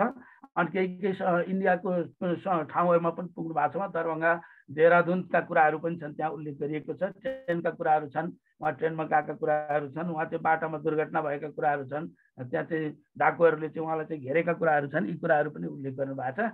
स्थानगत परिवेशको रूपमा चाहिँ उहाँको यो साहित्य सिर्जनामा यिनै ठाउँहरू चाहिँ रहेका छन्। र यो खास गरी चाहिँ 2022-23 सालदेखि पछाडि 64-65 सालसम्मको समयगत परिवेश चाहिँ यसमा छ। खास गरी पञ्चायतकालीन समयको अलिकति बढी छ चर्चा यसमा, किनभने उहाँहरूका गतिविधिहरू पनि त्यो पञ्चायतकालीन समयमा अत्यन्त बढी भएको कारणले र त्यो गतिविधि गर्न पनि असाध्यै जटिल अवस्थाको सामना गर्नुपर्ने भएको कारणले त्यो समय विशेष उल्लेख्य छ पञ्चायतकालीन समय। पञ्चायतकालीन समयमा चाहिँ यस्ता चाहिँ प्रगतिशील गायकहरूको रूपमा उहाँहरू स्थापित हुनुभएको हो त्यो बेलामा। र त्यसरी गायन गर्दै गर्दाखेरि जनतालाई चाहिँ सचेत बनाउन गाउँ गाउँ बस्ती बस्ती पुर्याउँदै गर्दाखेरि गाउँ गाउँबाट उठ बस्ती बस्तीबाट उठ त्यही समयको गीत हो, उहाँहरूसँगै सम्बन्धित गीत हो, यो उहाँहरूकै समूहले गाएको गीत हो। र त्यो चाहिँ त्यो बेलामा चाहिँ त्यो बेलाको समय चाहिँ पञ्चायतकालीन समयमा यस्ता किसिमका गतिविधि गर्न निषेध थियो। त्यो समयमा उहाँहरू जुझारुकताका साथ एउटा चाहिँ देशमा परिवर्तन गर्छु, क्रान्तिकारी परिवर्तन गर्छु भन्ने उद्देश्यका साथ लाग्नुभएका व्यक्तित्वहरू हुनुहुन्थ्यो उहाँहरू। अब त्यो समयमा लामो समय त्यसैमा अडिग भएर सबै साथीहरू त्यतिखेर उहाँहरू जुन ग्रुप हुनुहुन्थ्यो बस्न सक्नु भएन, तितर हुनुभएको अवस्था छ। त्यो बाँच्नु पर्ने बाध्यताका कुराहरू पनि थियो त्यहाँनिर जोडिएका। सधैँभरि सङ्घर्ष गरेर क्रान्ति नै गरेर अनि आफ्नो व्यक्तिगत जीवन सुखमय हुन सक्ने अवस्था पनि थिएन। ती कुराले गर्दाखेरि अब पञ्चायतको जागिर पनि खानुपर्ने बाध्यताको अवस्थामा उहाँले चाहिँ पञ्चायतको जागिर पनि खानु भएको छ। अञ्चल पञ्चायतको चाहिँ जागिर सचिवको रूपमा पनि जागिर खानु भएको छ, त्यहाँको चाहिँ क्लर्कको रूपमा पनि जागिर खानु भएको छ होइन। त्यो चाहिँ बाध्यात्मक अवस्था हो, बाँच्नुपर्ने बाध्य हो। त्यो बाध्यात्मक अवस्थाका कारणले गर्दाखेरि अब दुईपल्ट उहाँ चाहिँ लाहोर जानु भनेर चाहिँ तयार हुनुभएको अवस्था, एकपल्ट फेल हुनुभयो उहाँ, एकपल्ट बिसन्चो भएको कारणले उहाँ चाहिँ त्यसमा सामेल हुनै सक्नु भएन। ती विविध कुराहरू छन्, ती चाहिँ जीवनका विभिन्न खुड्किलाहरू छन्। ती सबै कुराहरूलाई चाहिँ उहाँले चाहिँ यहाँ प्रस्तुत गर्नुभएको छ। यो चाहिँ खास गरी 2022-23 सालदेखि 64-65 सालसम्मको घटनामा आधारित यो चाहिँ समयगत परिवेश त्यो छ। अनि वातावरणको कुरा गर्दाखेरि चाहिँ यहाँ चाहिँ प्राकृतिक वातावरण सुन्दर ढङ्गले चित्रण गर्नुभएको छ। मैले यहाँ कता टिपेको थिएँ त्यहाँ त्यसलाई अहिले मैले चाहिँ पल्टाउन सकिनँ, यो लामो समय लाग्छ। त्यसैले प्राकृतिक वातावरणलाई सुन्दर ढङ्गले प्रस्तुत गर्नुभएको छ भनेर त्यो चाहिँ मैले अघि नै भनिहालेँ। म ठ्याक्कै त्यहीँ पुगेँ जस्तो मलाई अनुभव हुन्छ। त्यो ठाउँमा म एक दुईपल्ट आफू पुगेको पनि ठाउँको चर्चा उहाँले गर्नुभएको कारणले गर्दाखेरि म त्यो ठाउँमा आफै पुगेको चाहिँ भान मलाई भएको छ। त्यसैले प्राकृतिक वातावरणको चित्रण असाध्यै सुन्दर ढङ्गले ठाउँ ठाउँमा गर्नुभएको छ, हरेक ठाउँहरूमा चाहिँ त्यो उहाँका छन्। अनि सामाजिक वातावरणमा जात जाति धर्म संस्कृति आदि इत्यादिका कुराहरू प्रशस्त मात्रामा छन्। त्यहाँ छेत्री बाहुनदेखि लिएर तामाङदेखि लिएर त्यस पछाडि गुरुङदेखि लिएर अनि के अरे राईदेखि लिएर लिम्बूदेखि लिएर शेर्पा सबैको काहीँ न काहीँ त्यहाँ छ। अघि राजेन्द्र सरले भन्दै हुनुहुन्थ्यो कसैलाई फलाना यो भनेर मात्रै उहाँले काहीँ पनि भन्नुभएको छैन। कुनै न कुनै नाता यो चाहिँ हाम्रो राई लिम्बूहरूमा यो एकदम व्यापक हुन्छ। कसैलाई नामले मात्रै नाम भनेपछि त्यहाँ भाइ जोड्ने अथवा दाइ जोड्ने अथवा मामा जोड्ने अथवा काका जोड्ने होइन, त्यो गर्ने चाहिँ चलन उहाँहरूको छ। किनभने राई संस्कार संस्कृतिलाई मैले नजिकबाट हामी त्यही ठाउँमा हुर्केको, उहाँहरूको सामिप्यमा हुर्केको कारणले गर्दाखेरि कसैलाई नामबाट मात्रै त्यसरी बोलाउने थिएन। सरले त्यो एकदम राम्रोसँग त्यसलाई चाहिँ मूल्याङ्कन गर्नुभयो। त्यो एकदम सही कुरा हो। यो संस्कार यो जातमा त्यस्तो खालको अवस्था हुन्छ, सबैलाई एउटा चाहिँ कुनै न कुनै साइनोबाट बोलाउने। त्यसैले परिवेशका रूपमा यसरी चाहिँ यो जात जातीय रूपमा चाहिँ यस्ता खालका परिवेशहरू आएका छन्। त्यहाँ वातावरणमा जस्तै सांस्कृतिक वातावरणमा चाडपर्वका कुराहरू छन्, विवाहका कुराहरू छन्, पूजाआजाका कुराहरू छन्, यी आदि समयमा गरिने संस्कार आदि इत्यादिका कुराहरू यो चाहिँ वातावरणीय परिवेशको रूपमा त्यहाँ चाहिँ प्रस्तुत गर्नुभएको छ उहाँले। अब त्यस पछाडि मैले अर्को आधारमा गएँ। यो भाषा शैली, यो आत्मपरक भाषा शैलीमा लेखिएको छ। मैले एकदम छुट्याउने कोसिस गरिरहेको छु, लामो समय फेरि लाग्छ, हामीलाई फेरि धेरै लामो समय बसिकन गाह्रो हुन्छ। त्यसैले आत्मपरक शैलीमा लेखिएको हो यो। किनभने आत्मपरक शैलीमा लेखिएको लेख रचनाहरूको सङ्गालो हो भन्ने कुरा माथि नै भनिसकेको छ। यो आत्मपरक शैली छ, यसमा स्मरणात्मक लेख चाहिँ शैलीमा लेखिएको छ यो। अनि म भन्ने पात्रको उपस्थिति छ यहाँ। आफ्नो म लेखक स्वयं आफू उपस्थित भएर हरेक अनुच्छेदहरू हरेक परिच्छेदहरू त्यहाँ लेखिएका छन्। अनि भाषा शैली अत्यन्त सरल छ, छोटा छोटा वाक्यहरूको प्रयोग छ। सहज रूपमा सामान्य पाठकले पनि राम्रोसँग बुझ्न सक्ने गरी भाषा शैलीको प्रयोग छ यसमा, सरल भाषा शैलीको प्रयोग छ। अनि कहीँ कतै साहित्यिक र अलङ्कारिक भाषा शैलीको प्रयोग पनि साहित्यकारले गरेका छन्, लेखकले गरेका छन्। स्थानीय भाषाको प्रयोग यता कता छ, तर धेरै छैन। यो शुद्ध नेपाली एकदम प्रष्ट नेपालीमा छ। कहीँ कहीँ स्थानीय स्तरमा बोल्ने त्यहीँका पात्रहरूले बोल्ने भाषाको प्रयोग कहीँ कतै थोरै छोटा कहीँ कतै गरेको भए मात्रै, नत्र भने त्योभन्दा बाहेकका भाषाहरू अत्यन्त स्तरीय भाषा छन्। स्तरीय नेपाली भाषाको प्रयोग गरिएको छ। सबैले बुझ्ने गरी नेपाली भाषाको प्रयोग छ यसमा। अनि भाषामा मिठासता छ एकदम। मिठो भाषा छ, पढौँ पढौँ लाग्ने छ, सुनौँ सुनौँ लाग्ने छ। कसैले पढेर सुनाउँदैछ भने सुन्ने मान्छेलाई पनि एकदम मजा लाग्ने खालको भाषाको प्रयोग छ, मिठास छ यसमा। मैले भनिहालेँ छोटा छोटा वाक्यहरू वाक्य गराएको छ, संश्लेषण गर्न सजिलो छ, सबैले बुझ्न सक्ने अवस्था छ। त्यस्तै गरी आत्मपरक छ, प्रस्तुति छ, सामाजिक अवस्था, राजनीतिक अवस्था आदिको बारेमा यसमा चित्रण गरिएको छ। त्यसैले समग्र रूपमा भाषा शैलीगत रूपमा हेर्दाखेरि यो साहित्यिक कृति, यो लेख रचनाको सङ्गालो उत्कृष्ट छ, राम्रो छ, सफल छ। लेखकको एकदम भाषा शैलीगत सिप राम्रो छ भन्न सकिन्छ। त्यसै गरी अब अर्को टपिक्समा कुरा गर्दा पात्र विधानको कुरा गर्दाखेरि यहाँ पात्रहरू अघि राजेन्द्र सरले भने जस्तै पात्रहरू अनगिन्ती छन्। यो सम्झेर सकिने पात्रहरू नै छैनन् होइन, यो विविधता छ, पात्रहरूको विविधता छ यसमा। म पात्रको प्रधानता छ, म पात्र अगाडि छ हरेकमा, किनभने आत्मपरक शैलीमा लेखिएको लेख रचनाको सङ्गालो भएको हुनाले म पात्र यसमा चाहिँ प्रमुख रूपमा आएको छ। अनि यसमा चाहिँ आमा बुबा, हजुरबा हजुरआमा, भाइ बहिनी, साथीहरू, अनि नेताहरू, मन्त्रीहरू, छरछिमेकहरू, परिचित अपरिचित गरी सयौँको सङ्ख्यामा पात्रहरू छैन। गनेर ठ्याक्कै टिपेर राख्ने हो भने यहाँ चाहिँ यो सबै लेख रचनाभरि उल्लेख गरिएका पात्रहरूको नाम टिपेर राख्ने हो भने सयौँको सङ्ख्यामा छन्। धेरै धेरै पात्रहरूको प्रयोग छ, किनभने विषयवस्तुमा व्यापकता हुने बित्तिकै पात्रहरूमा पनि व्यापकता छ। किनभने एउटा विषय एउटा सन्दर्भमा छ, अर्को विषय अर्को सन्दर्भमा छ, अर्को विषय अर्को सन्दर्भमा छ।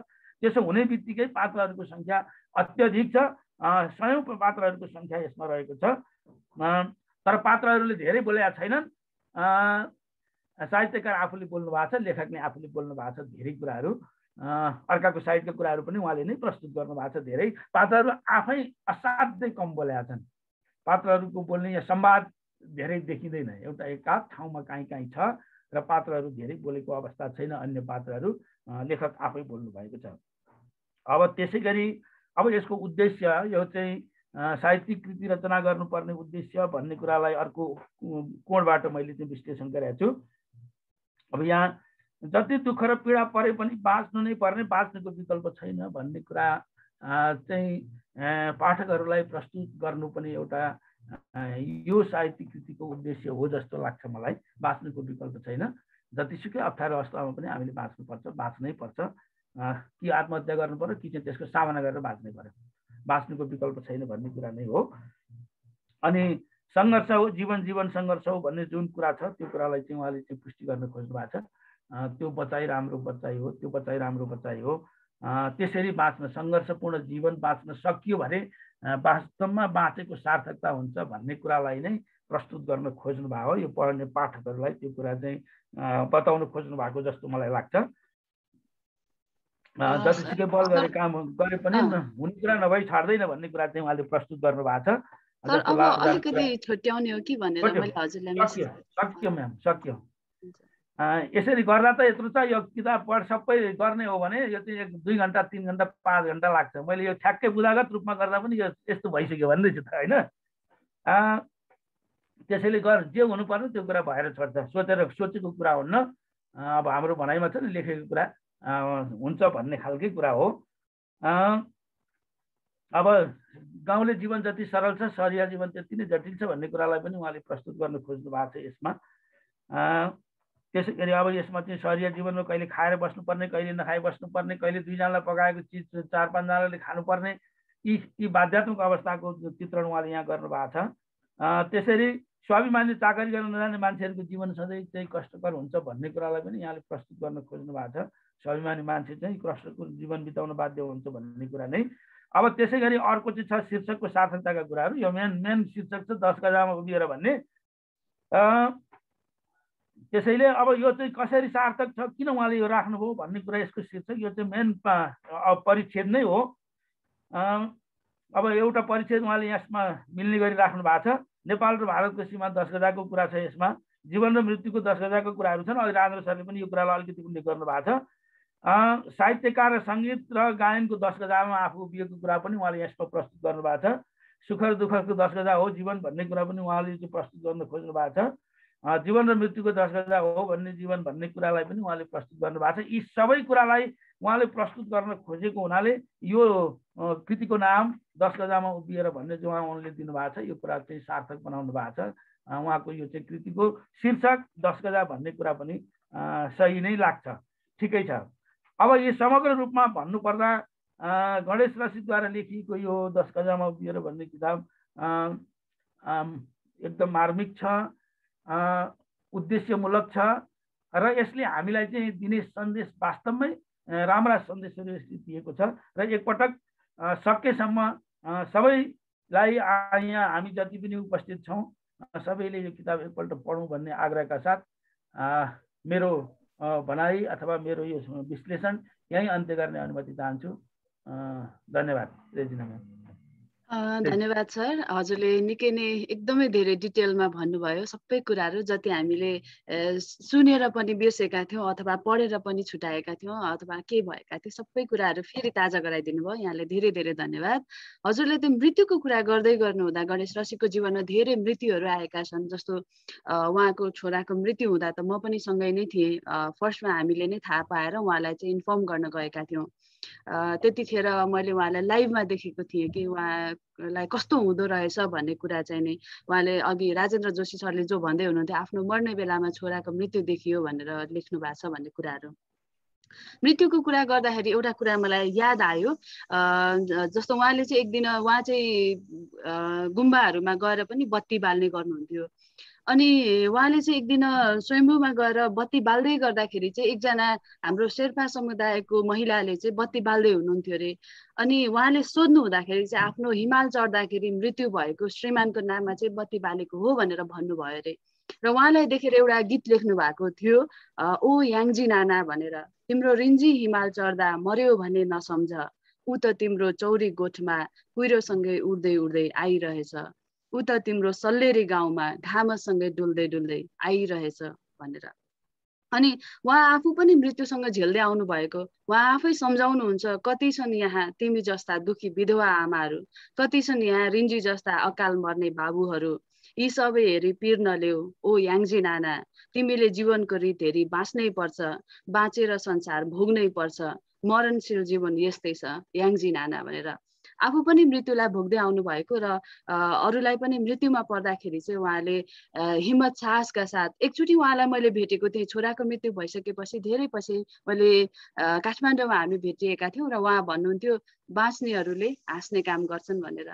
हामी अहिले धेरैजनाहरूमा परिराखेको होला यो, हामी बाँच्नेहरूले हाँस्यो भने अरू बाँच्नेहरूलाई पनि सजिलो हुन्छ। अब चाहिँ यो भर्चुअल फ्लोर ओपन गर्ने बेला भइसकेको छ। यहाँहरूलाई केही यो पुस्तकको विषयमा भन्न अथवा केही कुरा सेयर गर्न मन लाग्यो भने भन्न सक्नुहुनेछ। त्योभन्दा अगाडि मैले हाम्रो राजु शिवाकोटी सरलाई यहाँ देखिरहेको छु। राजु शिवाकोटी सरले चाहिँ लास्ट टाइम उहाँको पर्सनल चिन्जान पनि छ भनेर कुरा गर्नुभएको थियो। त्यसैले उहाँलाई केही शब्द राखिदिनु हुनको लागि म हार्दिक आग्रह गर्छु सर।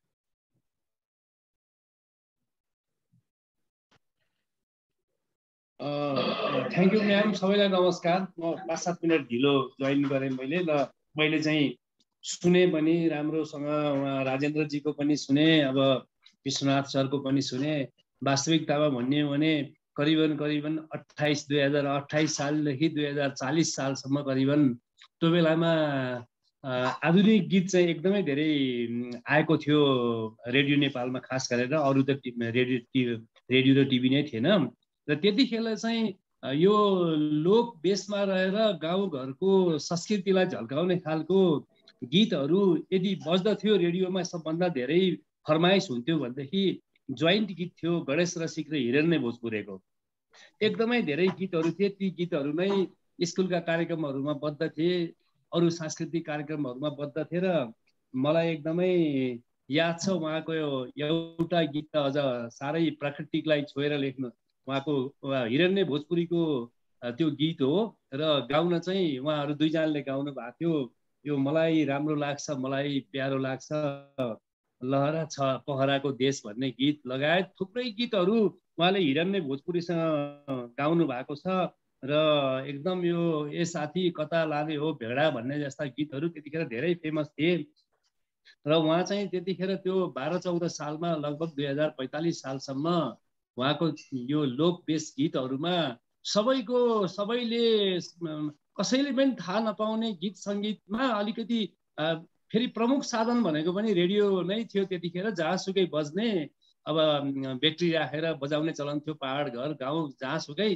त्यसले गर्दाखेरि अब हिरण्य भोजपुरी र गणेश रसिक भनेपछि एकदमै चाहिँ चर्चित जोडी हुन् उनीहरू। र यो किताब चाहिँ उहाँको व्यक्तिगत संस्मरण एकदमै राम्रो रहेछ। त्यसै कारणले गर्दाखेरि 1-2वटा कार्यक्रममा म पनि त्यतिखेर चितवनबाट चाहिँ एउटा क्लब लिड गर्थेँ सङ्गीतको। सगिना भन्ने क्लब थियो मेरो, सङ्गीत गीत नाचको पहिलो अक्षरको त्यो क्लब अहिले पनि छ। केही दार्जिलिङे साथीहरू त्यसमा थिए, केही नेपाली कलाकारहरू थिए र म त्यसको क्लबको अध्यक्ष भएको हुँदाखेरि 3वटा प्रोग्राम चाहिँ मैले जोइन्टली गर्न पाएको थिएँ उहाँसँग नारायणघाटमा र काठमाडौँमा। त्यो 3वटा प्रोग्रामको कारणमा म उहाँसँग सायद मसँग उहाँसँगको फोटोहरू पनि केही होला घरमा मेरो। त्यसले गर्दाखेरि म राम्रै चिन्दछु उहाँलाई चाहिँ। साह्रै मिजासिलो, साह्रै फरासिलो, साह्रै रमाइलो गर्नुपर्ने, अनि बेला बेलामा हिरण्य भोजपुरी चाहिँ ज्यादै जोक भन्ने, रमाइलो ठट्टा धेरै गर्नुपर्ने र त्यसमा मिसिनुहुन्थ्यो उहाँ चाहिँ। जे होस् म पछि गएर जब पढ्न भनेर इन्डिया गएँ, सिए पढ्न भनेपछि मेरो त्यो यात्रा चाहिँ टुङ्गिएको थियो। 2वटा गीत मैले गाएको थिएँ, सायद एउटा गीत चाहिँ रेडियो नेपालमा होला अझै पनि।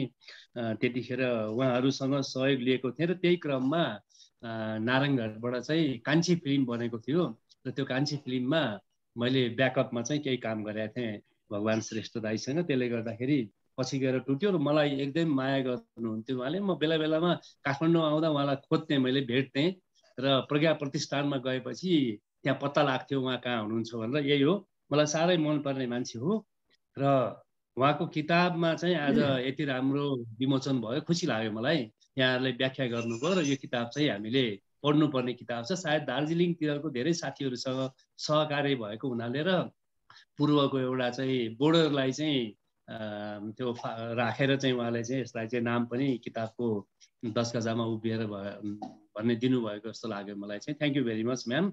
र खुसी लाग्यो मलाई चाहिँ यो किताबको हामीले राम्रोसँग व्याख्या गऱ्यौँ र यो किताब पढ्नुपर्ने किताब हो। उहाँको जीवनलाई अलिकति सपोर्ट पनि हुन्छ हामीले यो किताब पढ्दाखेरि। उहाँ धेरै दुःख गरेर आउनुभएको मान्छे हो यो क्षेत्रमा। Thank you very much. धन्यवाद सर, हजुरलाई धेरै धेरै धन्यवाद। हजुरले भन्नुभयो जस्तो पूर्वलाई हेरेर सायदै शीर्षक राखेको होला भन्नुभयो।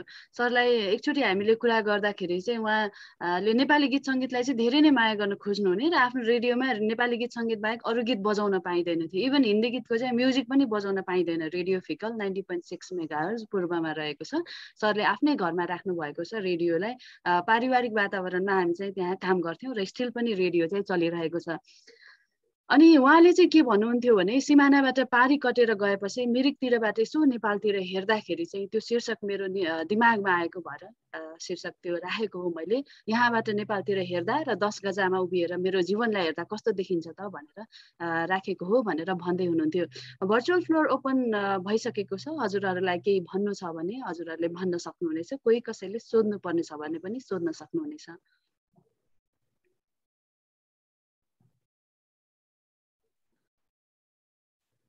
सम्भवतः छैन होला। दामोदर सरलाई पनि मैले देखिरहेको छु। सर नमस्कार। गोपाल राज सरले केही भन्छु भनेर हात उठाइरहनु भएको छ। सर अनम्युट गर्न सक्नुहुन्छ हजुरले।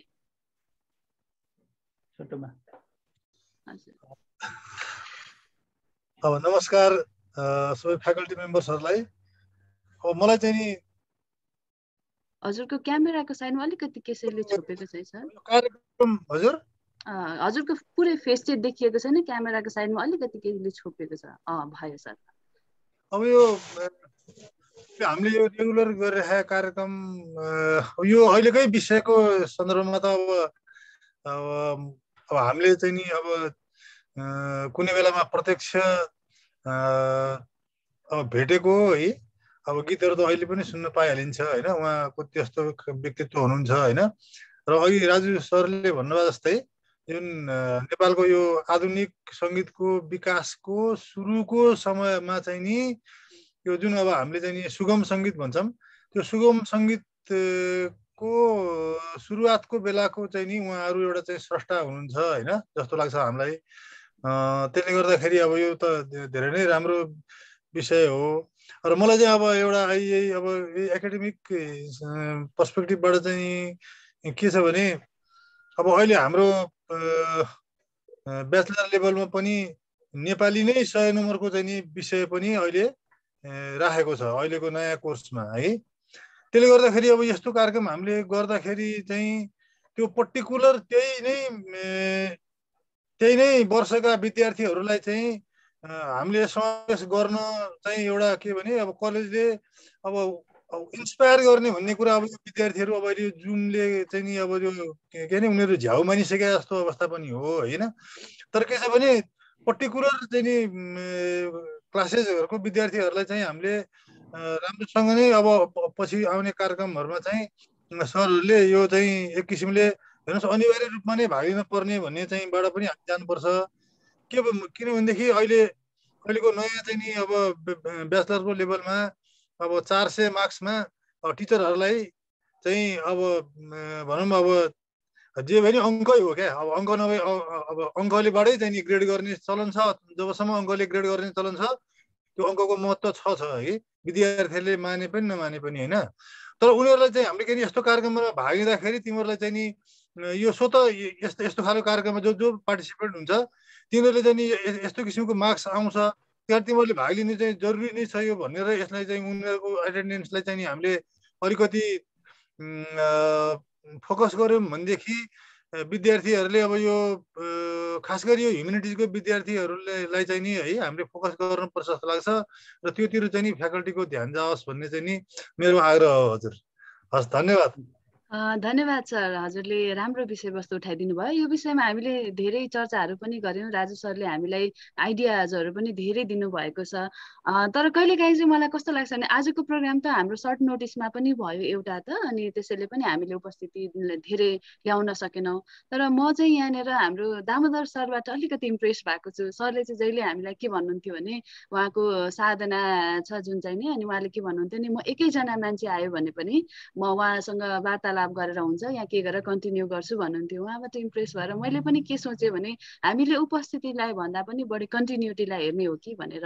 र यो चाहिँ नि अहिले जस्तो यो जुममा मैले अहिले रेकर्ड गरिराखेको छु र यसलाई चाहिँ मैले स्टोर पनि गरिराखेको छु। सो एउटा दस्तावेजको रूपमा पनि रहने भएको हुनाले कन्टिन्युटीलाई पनि ध्यान दिउँ। चाहे कुनै बेला हामी 100 भन्दा बढी किन नहौँ र चाहे कुनै बेला 20-25 जना किन नहौँ भन्ने चाहिँ यसबाट मलाई चाहिँ यस्तो लाग्यो। सो कन्टिन्यू गरौँ, गर्दै जाउँ। कहिले हामी थोरै हुन्छौँ होला, कहिले हामी धेरै हुन्छौँ होला। गोपाल सरले भन्नुभयो जस्तो जुमबाट दिक्क लाएर स्टुडेन्ट आएनन् पनि होला, कोही बात नै, कुनै न कुनै बेला महत्त्व बुझेर जरुर आउँछन्। हामी चाहिँ यसलाई निरन्तरता दियौँ भने प्रतिबद्धता पनि यहाँबाट जाहेर गरे। र यसमा ठुलो हात हाम्रो गोविन्द सरको पनि रहेको छ।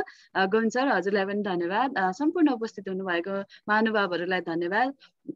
त्योभन्दा पूर्व चाहिँ यहाँ हामीसँग हरि सर हुनुहुन्छ, दामोदर सर पनि हुनुहुन्छ। मैले दामोदर सरलाई देखिराखेको छु। सरहरूलाई एउटा आग्रह, गोविन्द सर हजुर पनि हुनुहुन्छ, एउटा आग्रह, यो आउने श्रृङ्खला चाहिँ हामीले स्कुल विङतिरको सर म्यामहरूलाई अलिकति जिम्मेवारी दिने हो कि भनेर मैले यहाँबाट भने। Damodar sir, Hari sir. हुन्छ म्याम, हुन्छ। हामी प्रयास गर्छौँ अवश्य। स्कुल रिया स्कुलबाट पनि गरौँला, केही छैन। हुन्छ सर। हामीसँग आजको प्रोग्राम हजुर हजुर सर भन्नुहोस् न। राखौँला मैले। हुन्छ सर। हाम्रो प्रोग्रामको चेयरम्यान चाहिँ आज हाम्रो वीरेन सरले गर्नुभएको थियो, तर वीरेन सर चाहिँ डिस्कनेक्ट हुनुभएको भएर हाम्रो बिओडी सर दामोदर सरलाई नै सम्भव गरिदिनुहुन्छ कि भनेर आग्रह गरेँ सर। Thank you ma'am. हामी पनि आज थोरै यो रिजल्टको स्कुलमा रिजल्ट चलिरहेको भएर थोरै बिजी भयौँ। सुरुमा मैले धेरै सुन्न चाहिँ भ्याइनँ, तर पछाडि श्याम के अरे हाम्रो गोविन्द सरबाट के अरे विश्वनाथ सरबाट चाहिँ राम्रोसँग सुने मैले। एकछिन साइड लागेर भए पनि अब यो बुक एकदम पढनीय छ। मैले जे होस् कन्टेन्ट बुझेँ सरको प्रस्तुतिबाट। 18 च्याप्टर छन् जीवनका, यिनै उकाली ओह्राली, नेपालको चाहिँ आफ्नो गाउँ बेसी, लेक बेसी, आफ्नै राजधानी, इन्डियासम्मका प्रसङ्गहरू छन्। अब त्यतातिर नजाउँ। आज जति पनि हामी आछौँ, भलै अब हाम्रो सङ्ख्या ठुलो छ, जनशक्ति ठुलो छ, 400-500 त हामी शिक्षक कर्मचारी नै छौँ। विद्यार्थीको 5-6 हजारको मास छ।